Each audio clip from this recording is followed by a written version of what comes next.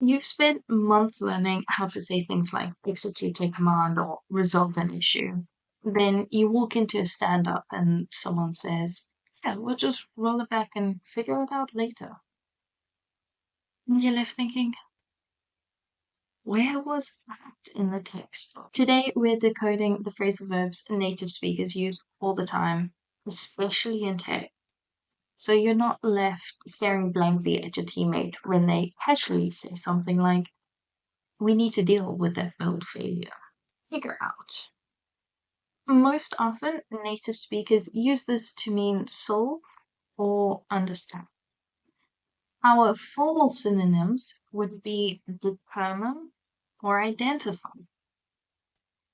An example, we'll figure this out after lunch. And what we mean when we say something like this is we don't fully understand the problem yet, but we'll investigate it. Roll back. This is used when we want to talk about reverting changes. And the formal synonym is revert. Our example is let's roll it back to the previous version and test again. Please note when we have a pronoun, it, he, she, I, we put it between the verb and the particle. So we don't say roll back it, roll it. And what this means is the update called problems, and we're going back. Bring up. This is used by native speakers to mean that we mention something in a conversation. Our formal synonym would be raise. For example, she brought it up in the bedroom yesterday. Notice bring is an irregular verb, and the past of bring is brought. What this implies is someone introduced the topic, and often when we bring something up, it's a complaint or it's a problem. Deal with is used by natives to mean handle or manage a situation. Our formal synonyms are address or resolve. An example is we'll deal with that ticket later. What it means is we'll get to it eventually. Maybe. Adding in the later there is not our priority right now. This ticket can wait. Okay, we'll get there later. And our last one is look into. And look into is used by natives to mean investigate. Our formal synonyms are examine and investigate. Example is I'll look into that bug first thing tomorrow. And what this implies is I don't have answers now, but I will later. Let's take a moment to compare an example of the way that native speakers might say something compared to the way that you were maybe taught in a class.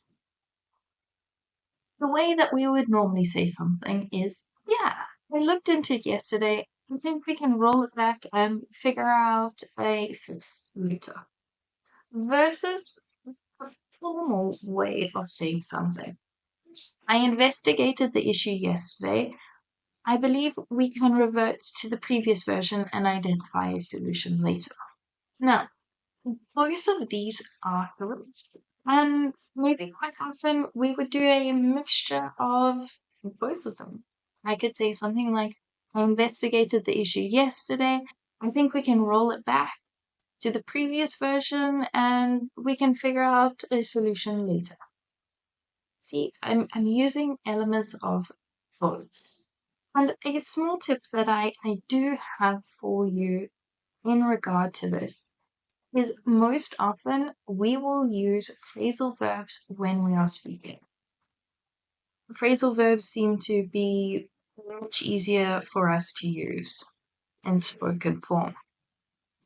However, when you are writing, it's a better idea to think of the more formal words when you are writing. Spoken form, phrasal verbs, written form, more formal words.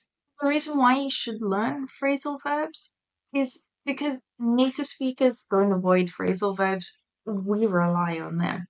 I have realized over the years of teaching how often we use phrasal verbs.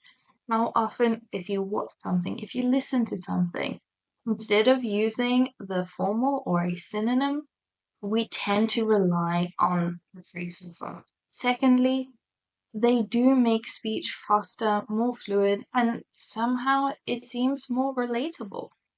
I don't know why. Possibly because it feels a little bit more informal, and that makes it more relatable. And the last point is if you want to understand people better and sound more natural, they are essential not only to learn, but to use them. So the next time someone says they'll deal with it after they've looked into it, you know that they don't mean they're solving it immediately. They're putting it on the mental to-do list, probably after some coffee.